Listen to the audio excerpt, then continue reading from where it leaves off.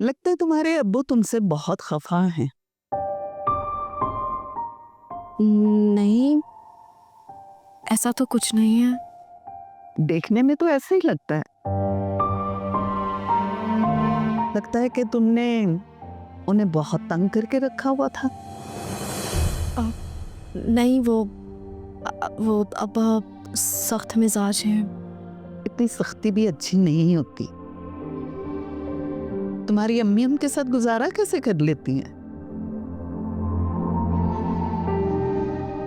अम्मी को तो अब आदत हो गई है।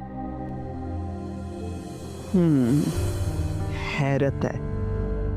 वैसे अब्बा की सख्ती की तो हम सबको आदत हो गई है।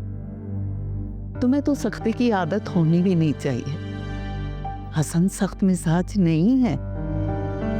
हसन सख्त मिजाज नहीं है, लेकिन वो बेअतनाई बरतते हैं, नजरअंदाज करते हैं, अहमियत देना नहीं जानते।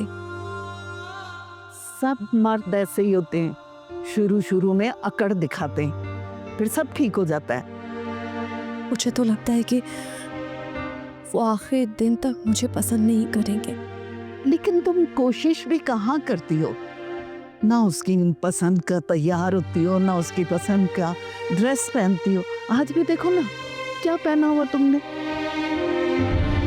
अम्मी, मैंने सब कुछ करके देख लिया है, लेकिन हसन को इन चीजों से कोई फर्क नहीं पड़ता। 1-2 बच्चे हो जाएंगे ना तो सब ठीक हो जाएगा।